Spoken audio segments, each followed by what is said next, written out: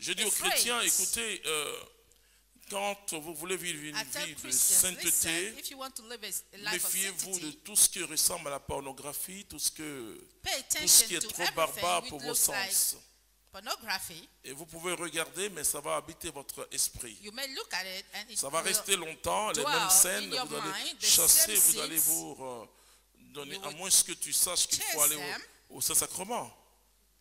Quand l'esprit d'impureté commence à vous fatiguer, allez au Saint-Sacrement.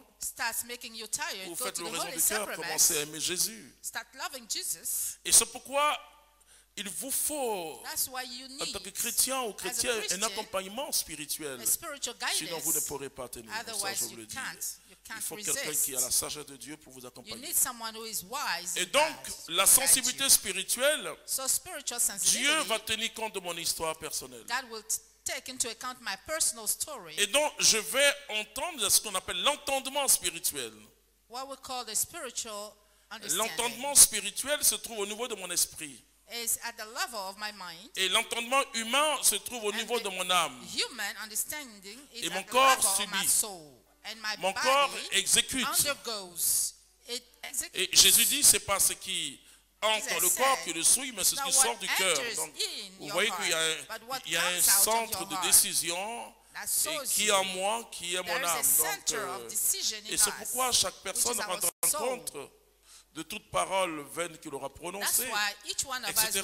Parce que c'est mon âme, mon esprit, vraiment. Pourtant, c'est la partie vitale. Jésus dit, la chair ne sert à rien. L'esprit est vivifiant, mais on parle souvent de la mort spirituelle. Alors, comment on reçoit la sensibilité spirituelle? Dieu va s'adapter à vous. C'est pas facile à expliquer. C'est-à-dire que chaque être humain, Dieu va s'abaisser à ton niveau. Il va même se faire plus bas que toi. C'est ce que Dieu a fait par Jésus-Christ. Il se fait plus bas que chacun d'entre nous. Jésus est roi, on le sait, mais un roi serviteur. Hein? Un roi qui s'est tellement abaissé. C'est-à-dire Dieu s'est tellement abaissé qu'il s'est mis à notre niveau. Dieu va se saisir de notre histoire pour se communiquer à nous. Vous voyez, Paul, c'est sur son propre chemin de Damas que Dieu rencontre. Et toute sa vie, et donc tu as la sensibilité que tu as de Dieu. Moi, je n'ai pas ça. Parce qu'on n'a pas la même histoire. Je peux certes analyser pour discerner à partir des fruits, mais je ne peux pas te dire apparemment que Dieu ne t'a pas parlé. Pour ça, il faut que je discerne. Il faut que j'interroge le Saint-Esprit.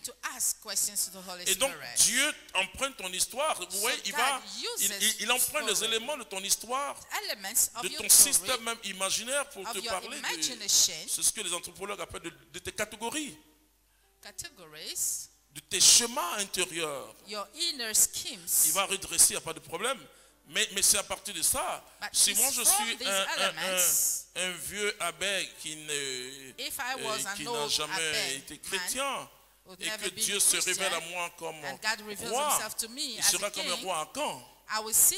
Alors j'irai dire, j'ai vu un roi et un roi qui va prendre la couleur noire aussi pour me... C'est ça, il ne va pas prendre une autre couleur. Ça, c'est le prolongement du mystère de l'incarnation. Dieu, l'Emmanuel qui vient dans notre histoire, Dieu avec nous, il prend notre histoire. Et le problème qu'on a, c'est que on veut entendre autrement la voix de Dieu que notre histoire, sa façon de nous parler.